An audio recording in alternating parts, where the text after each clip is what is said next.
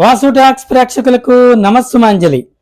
రామాయణం బాలకాండ విన్నవిస్తున్నాను. నా ఈ కంటెంట్ కనుక మీకు నచ్చినట్లయితే, మీకు అర్థమయ్యేలాగా చెబుతున్నానని మీరు భావిస్తే నా ఛానల్కు సబ్స్క్రైబ్ చేయండి, లైక్ చేయండి, షేర్ చేయండి, కామెంట్ కూడా చేయండి. సరే, రామాయణంలో ఈరోజు మనం తాటక సంహారము, మారీచ సుబాహుల సంహారము ఇత్యాది విషయాలని మీకు తెలియజేయడానికి మీ ముందుకు వచ్చాను. సరే, మరదము, కరుషము అనేటువంటి రెండు గొప్ప పట్టణాలు, జనసమ్మర్దం ఎక్కువగా ఉండేది. మంచిగా ప్రజలందరూ కూడా సుభిక్షంగా ఉండేవారు ఇంద్రుని యొక్క వరం చేత. అలా ఉంటుండగా తాటక అనేటువంటి ఒక యక్షిని ఆ వనంలో, ఆ యొక్క నగరాల్లో ఉన్నటువంటి జనాలందరినీ కూడా సంహరించుకుంటూ, అక్కడ ఋషుల్ని అలాగే బ్రహ్మర్షుల్ని అందరినీ కూడా మరి నాశనం చేస్తూ, వాళ్ళ యొక్క యజ్ఞాలని భంగపరుస్తూ అలా స్వైర విహారం చేస్తోంది తాటక తన భర్త అయినటువంటి సుందుడితో. వీళ్ళిద్దరూ ఒకసారి అగస్త్య మహర్షి దగ్గరికి వెళ్ళారు. వాళ్ళిద్దరినీ కూడా ఈ అగస్త్య మహర్షి అంటే సుందుడిని అయితే చంపేశాడు. మరి మన ఈ తాటకిని రాక్షసికమ్మని ఆయన శపించడం జరిగింది. అలా రాక్షసిగా ఉంటూ వికృత రూపధారి అయి అలా ఆ ప్రదేశం అంతా కూడా కలియదిరుగుతూ ఇలాగ అనేక దుష్కృత్యాలు చేస్తూ కాలక్షేపం చేస్తూ ఉందన్నమాట. ఇలా ఉంటుండగా మరి మన విశ్వామిత్రుడు ఏం చేశాడంటే, రామలక్ష్మణులతో మరి ఈ తాటకని ఎలాగైనా సరే సంహరించాలి, ఈమె ఆడది అని మీరు ఎట్టి పరిస్థితుల్లో కూడా సంకోచించవద్దు. పూర్వకాలం ఇలాగే విలోచనుని కుమార్తె అయినటువంటి మందర భూమి మొత్తాన్ని సంహరిద్దామని అనుకుంది. అందుచేత మరి విష్ణుమూర్తి ఆమెను సంహరించడం జరిగింది. అలాగే మరి భృగు యొక్క భార్య ఇంద్రుని సంహారం కోసం ఒక తపస్సు చేస్తే, మరి అది తప్పు కదా, ఒక మనిషి చనిపోవడం కోసం తపస్సు చేసింది ఆవిడ. అందుచేత విష్ణుమూర్తి ఆమెను కూడా మరి సంహరించడం జరిగిందనమాట. అంటే ఆడదైనా సరే తప్పు చేస్తే ఆమెను ఎట్టి పరిస్థితుల్లో కూడా ఉపేక్షించకూడదు, ఆమెను కూడా చంపవచ్చు అని గత కాలంలో జరిగినటువంటి వృత్తాంతాలు ఉన్నాయి. అందుచేత నువ్వు ఎట్టి పరిస్థితుల్లో కూడా ఈ తాటకని సంహరించు అని చెప్పాడు మరి మన యొక్క విశ్వామిత్రుడు రామలక్ష్మణులతో. వెంటనే రాముడు అంటున్నాడు, స్వామి ఇదంతా నాకొద్దు, పితుర్వచన నిర్దేశాత్ పితుర్వచన కారణాత్ వచనం కౌశికస్యేతి కర్తవ్యం మణిశంఖయా.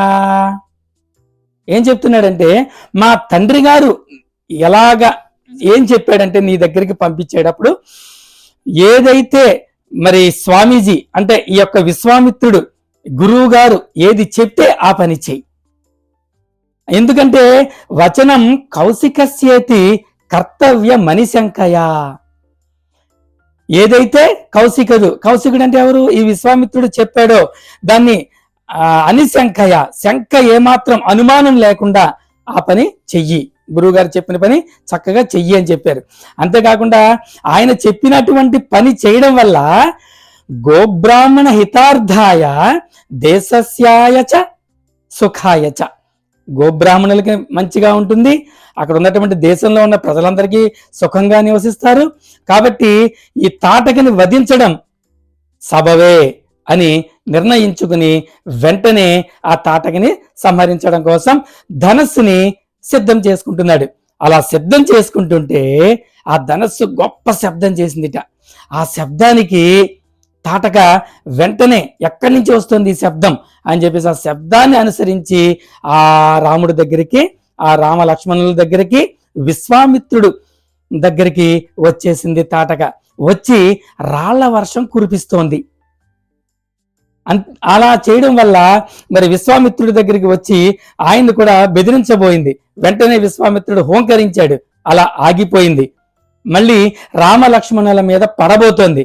వెంటనే రాముడు ఏం చేశాడంటే ఆమె రొమ్ములోకి బాణాన్ని ప్రయోగించాడు. వెంటనే ఆమె చనిపోయిందనమాట. వికృత రూపంలో ఉన్నటువంటి ఆమె భయంకర రూపం ధరించినటువంటి ఆమె ఈయన కొట్టినటువంటి దెబ్బకి వెంటనే మూర్ఛపోయి చనిపోయింది తాటక అనేటువంటి రాక్షసి. ఎప్పుడైతే ఆమె చనిపోయిందో మన యొక్క విశ్వామిత్రుడు చాలా సంతోషపడి రామలక్ష్మణ ముఖ్యంగా రాముడికి క్రౌంచ అస్త్రం, ఇంద్రాస్త్రం, బ్రహ్మాస్త్రం, మానవాస్త్రం, ఆగ్నేయాస్త్రం, వారుణాస్త్రం ఇలా అనేక రకాల అస్త్రాలని ఉపదేశించాడు. ఎప్పుడైతే అలా ఉపదేశించాడో ఆ అస్త్రాలన్నీ కూడా చక్కగా మానవ ఆకృతిని పొంది రాముడి యొక్క ఎదురుగుండా నిలబడి, రామా మేము నీ యొక్క భృత్యులం, నీవు ఏ పని చెబితే ఆ పని చేస్తాం అని అన్నారుట ఆ అస్త్రాలన్నీ మానవ రూపంలో. వెంటనే ఎప్పటికీ నాకేమీ చెయ్యొద్దులే, మీరు నా మనసులోకి చేరిపోండి అని చెప్పేసి ఆదేశించడంతో ఆ అస్త్రాలన్నీ కూడా తన మనసులోకి వెళ్ళిపోయాయి. అంతేకాకుండా నందనము అనేటువంటి ఒక ఖడ్గాన్ని కూడా మరి విశ్వామిత్రుడు ఈ రాముడికి ఇవ్వడం జరిగింది. సరే, ఇదంతా ఇలా జరిగిన తర్వాత ఆ రోజు రాత్రి అయిపోయింది. చక్కగా విశ్రాంతి తీసుకున్నారు. ఉదయమే లేచారు. చక్కగా స్నాన సంధ్యాది కార్యక్రమాలు ముగించుకున్న తర్వాత రాముడు గురువుగారి దగ్గరికి వచ్చి, గురువర్య నాకు మంత్రాలైతే ఉపదేశించావు, వాటి యొక్క ఉపసంహార మంత్రాలు కూడా నాకు చెప్పండి అని సవినయంగా అడిగాడు. వెంటనే మెచ్చుకుని ప్రశంసించి ఆ రామలక్ష్మణులకు ఉపసంహార మంత్రాలు కూడా బోధించి అనేక అస్త్రాలను కూడా మళ్ళా ఇచ్చాడనమాట. ఆ రోజంతా అలా జరిగిన తర్వాత మరునాడు ఉదయం లేచి మళ్ళీ అన్ని కార్యక్రమాలు తీర్చుకుని వాళ్ళు మరి గురువుగారు ఒక ప్రదేశానికి వెళ్దాం అని చెప్పేసి వాళ్ళని తీసుకుని వెళ్తున్నాడు. అలా పాదయాత్ర ద్వారానే నడుచుకుంటూ వెళ్ళిపోతున్నారు. అలా వెళ్తూ వెళ్తూ వెళ్తూ వెళ్తూ ఉండగా ఒక పెద్ద కొండ కనిపించింది. దాని పక్కన ఒక అందమైన వనం కనిపించింది. వెంటనే రాముడు, స్వామి విశ్వామిత్ర, ఏమిటి ఈ వనం ఇంత అందంగా ఉంది, దీని కథ ఏమిటి అని అడిగాడు. వెంటనే చెప్తున్నాడు విశ్వామిత్రుడు, ఇది సిద్ధాశ్రమం. దీంట్లో కశ్యపుడు, వామనుడు, అలాగే బలి చక్రవర్తి లాంటి వాళ్ళు అందరూ కూడా ఇక్కడే తపస్సు చేసి సిద్ధిని పొందారు. ఇక్కడే నేను కూడా తపస్సు చేస్తున్నాను. ఎంతమంది తపస్సు చేసి సిద్ధిని పొందడం వల్ల దీనికి సిద్ధాశ్రమము అనే పేరు వచ్చింది. అప్పుడు వెంటనే రాముడు అంటున్నాడు, బలిచక్రవర్తి ఎవరు, వామనుడు ఎవరు, కశ్యపుడు ఎవరు, ఈ కథంతా కూడా సవిస్తరంగా తెలియజేయండి గురువర్య అని అడిగాడు. అప్పుడు చెబుతున్నాడు, ముఖ్యంగా బలిచక్రవర్తి గురించి చెబుతున్నాడు. బలిచక్రవర్తి చాలా గొప్ప రాక్షస రాజు. దాన ధర్మాలు చేయడంలో అంతకంటే గొప్పవాడు ఎవ్వరూ లేరు. మంచి సాత్విక మనస్సు కలిగినటువంటి ఒక గొప్ప రాక్షసుడే ఈయన కూడా. ఈయన తండ్రి ఈయన ఎవరంటే మనకి హిరణ్యకశిపుడు ఉంటాడు, అతని కుమారుడు ప్రహ్లాదుడు, అతని కుమారుడు విరోచనుడు, అతని కుమారుడే ఈ బలి చక్రవర్తి. ఈయనైతే మంచివాడే. ఈయన చుట్టూ ఉన్న రాక్షసులందరూ కూడా ఆయన్ని మార్చివేస్తున్నారు. అలా సరే, ఏది ఏమైనా ఈ బలి చక్రవర్తి వింధ్యావళి అనేటువంటి తన భార్య బలి చక్రవర్తికి. ఈ బలి చక్రవర్తి యొక్క గురువు శుక్రాచార్యులే. రాక్షసులందరికీ శుక్రాచార్యుడే గురువు అన్నమాట. సరే, ఈ బలి చక్రవర్తి ఏమనుకున్నాడంటే మొత్తం విశ్వాన్ని అంతటినీ జయించాలి, భూమిని, ఆకాశాన్ని, స్వర్గాన్ని, మొత్తం 14 లోకాన్ని కూడా జయించాలి అని ఈయన తపస్సు చేయడం మొదలుపెట్టాడు. అశ్వమేధ యాగం చేస్తే ఇలా జరుగుతుందని చెప్పారు శుక్రాచార్యులు. 100 అశ్వమేధ యాగాలు చేయమన్నాడు. 99 పూర్తి చేసేశాడు.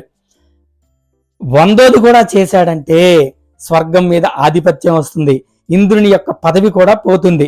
ఇలా పోవడం వల్ల నష్టం ఏంటి? ఈయన కూడా గొప్పవాడే కదా.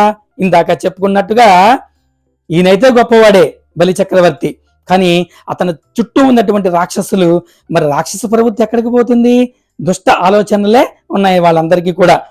ఒక రాక్షసుడికి స్వర్గాధిపత్యం వస్తే ఏమవుతుంది? మంచి జరగదు కదా.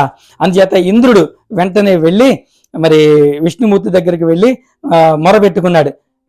మరి విష్ణుమూర్తి, ఇలా జరుగుతోంది, స్వర్గం మీద కూడా వచ్చేస్తున్నాడు అతను, అంటే వెంటనే మరి అతను ఏం చేశాడంటే కశ్యప మహర్షి దగ్గరికి, కశ్యప మహర్షి ఉన్నాడు, కశ్యప ప్రజాపతి. ఈ కశ్యపుడు చాలా గొప్పవాడు. రాక్షసులు ఈయనకే పుట్టారు, దేవతలు ఈయనకే పుట్టారు. దితికి పుట్టిన వాళ్ళు దైత్యులు, రాక్షసులు అన్నమాట. అలాగే అతిథికి పుట్టిన వాళ్ళు ఆదిత్యులు, వాళ్ళ ద్వారా దేవతలు పుట్టారన్నమాట. దితి అదితి వీళ్ళిద్దరూ కూడా కశ్యపుని యొక్క భార్యలే. అంతేకాకుండా వినతి, కద్రువ, ఇలా 13-14 మంది భార్యలు ఉన్నారన్నమాట ఆయనకి, కశ్యప మహర్షికి. సరే, అలా ఉంటుండగా కశ్యపుడి దగ్గరికి వచ్చారు దేవతలందరూ. నువ్వు ఇక్కడ ఎప్పుడైతే నీ కుమారుడైనటువంటి బలి చక్రవర్తి మొత్తం ముల్లోకాలనే కాకుండా అన్ని లోకాలని ఆక్రమించేసుకుని తన ప్రాబల్యాన్ని పెంచుకుని దుష్ట కార్యక్రమాలు చేయడానికి సంసిద్ధంగా ఉన్నాడు, కాబట్టి ఈ ఆపద నుంచి మమ్మల్ని రక్షించాలంటే నీకు ఒక కుమారుడు పుట్టాలి, అతిథి ద్వారా ఆయన ఈ లోకాల్ని మరి రక్షించగలడు అని చెప్తే వెంటనే మరి అతిథి ద్వారా ఈ కశ్యపుడు ఒక మహానుభావుడికి జన్మనిచ్చాడు. ఎవరా మహానుభావుడు? వామనుడు అన్నమాట. సరే, పుట్టాడు భాద్రపద శుద్ధ ద్వాదశి రోజున పుట్టాడు ఈ వామనుడు. వెంటనే కొంతకాలం తరువాత అతనికి ఉపనయనం చేశారు. ఆ ఉపనయనానికి సాక్షాత్తు అన్నపూర్ణాదేవి పార్వతీదేవియే వచ్చి భిక్ష వేసిందనమాట. అంత గొప్పవాడు ఈ వామనుడు. సరే, ఈ యొక్క ఉపద్రవం నుంచి లోకాన్ని రక్షించాలి. ఏం చేస్తున్నాడు? 100వ అశ్వమేధం చేస్తున్నాడు. ఏ యాగమైనా సరే ఎలా పూర్తవుతుంది? గొప్ప గొప్ప దాన ధర్మాలు చేస్తేనే పూర్తవుతుంది. సరే, దానం అడగడం కోసం వచ్చాడు. ఎదురుగుండా నిలబడ్డాడు బలి చక్రవర్తికి. బా, చాలా గొప్పగా ఉన్నావు ఓ వటుడా, నీకేమి కావాలి? వరచేలంబులు కావాలా అంటే గొప్ప గొప్ప వస్త్రాలు కావాలా? ఫలములు కావాలా? అలాగే వంద్యంబులు కావాలా? హరులు కావాలా? కరులు కావాలా? హరులంటే గుర్రాలు, కరులంటే ఏనుగులు, కన్యలు కావాలా? చక్కగా బాలుడుగా ఉన్నటువంటి 7 సంవత్సరాల బాలుడికి కన్యలు కావాలా అని అడగచ్చా? కానీ అడుగుతున్నాడు. కన్యలు కావాలా? చెప్పు, నీకేది కావాలంటే అది నేను దానం చేస్తాను అని అడిగాడు. నాకు 3 అడుగుల నేల మాత్రమే కావాలి అన్నాడు. అదేమిటి, గొప్పవాడిలా ఉన్నావు, నాలాంటి వాడి దగ్గరికి వచ్చి ఇంత చిన్న కోరిక కోరుకోవడం ఏమిటి? ఇంకా మంచి కోరిక ఏదైనా ఉంటే కోరుకో.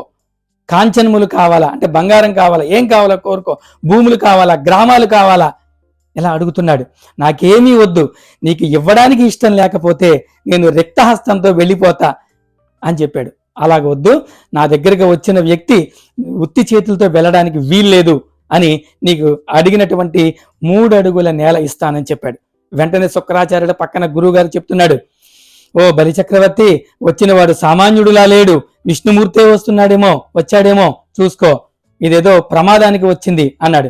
ఏది ఏమైనా సరే నష్టమేమీ లేదు, అతని చెయ్య క్రింద నా చెయ్య పైన ఉండడం నాకే అది కావాలి నాకు అని చెప్పేసి అతను కోరినట్లుగా 3 అడుగుల నేల అతనికి ఇవ్వడానికి సంసిద్ధుడయ్యాడు. వచ్చాడు, 1 అడుగు పెట్టాడు, భూమి అంతా నిండిపోయింది. ఇంకో అడుగు వేశాడు, దాంతో ఆకాశం అంతా నిండిపోయింది, ముల్లోకాలు నిండిపోయి, అన్ని లోకాలు నిండిపోయి, ఇక ఖాళీ లేదు. ఏం చేయమంటావు బలి చక్రవర్తి అని అడిగాడు. ఇంకో అడుగు వెయ్యాలి కదా, ఇంకో అడుగు నా శిరస్సు మీద వెయ్యి అని చెప్పాడు. దీంతో అతని శిరస్సు మీద అడుగు పెట్టేటప్పటికి ఇతని పాతాళ లోకానికి వెళ్ళిపోయాడు. రాక్షసులందరినీ చంపేశాడు విష్ణుమూర్తి, కానీ ఇతన్ని మాత్రం చంపలేదు. ఎందుకంటే ఇతను గొప్పవాడు కదా, రాక్షసత్వం అయితే ఉంది కానీ మనిషి గొప్పవాడు, అంచేత ఇతన్ని చంపవలసినంత అవసరం లేదు ఇక్కడ. అందుచేత ఇతనికి పాతాళానికి తొక్కివేశాడు. పాతాళంలో చక్కగా అతను అలా ఉండిపోయాడు అనమాట. ఇలా ఈ వృత్తాంతాన్ని చెప్పాడు రాముడికి. అలా మరి ఈ వామనుడు, అలాంటి వామనుడు కూడా ఇక్కడే తపస్సు చేశాడు. ఇలా మేము అందరం తపస్సు చేసుకుంటున్నాం ఇక్కడ. ఇప్పుడు నేను తపస్సు చేసుకుంటా, 6 రోజులు తపస్సు చేస్తా. నా తపస్సుకి ఆటంకం కలిగించడానికి మారీచ సుబాహులు వస్తారు, వాళ్ళ నుంచి నా తపస్సుని రక్షించు అని చెప్పాడు విశ్వామిత్రుడు. సరే అన్నాడు రాముడు. 5 రోజులు గడిచిపోయింది. యజ్ఞగుండం నుంచి పెద్ద శబ్దం చేసుకుంటూ అగ్ని జ్వాలలు రగులుతున్నాయి. అర్థమైంది రాముడికి, ఎప్పటిదాకా ప్రశాంతంగా ఉన్నటువంటి అగ్ని ఎందుకు ఇలా జరుగుతోంది, ఏదో ఉపద్రవం రాబోతోంది అనే విషయం అర్థమైంది. వెంటనే రామలక్ష్మణులు ఇద్దరూ కూడా సంసిద్ధులై ఉన్నారు. అలా ఉంటుండగా కారు మబ్బులలో, ఆకాశంలో మబ్బుల రూపంలో పెడబొబ్బలు పెట్టుకుంటూ మారీచ సుబాహులు అనేక మంది రాక్షసులు వచ్చి ఆయన ముందు నిలబడ్డారు. రాళ్ల వర్షం, రక్తంతో వర్షం, ఇలాగా యజ్ఞాన్ని పాడు చేయడానికి చూస్తున్నారు. వెంటనే మరి ఈ రాముడు మానవాస్త్రం ప్రయోగించి మారీచుణ్ణి చంపివేశాడు.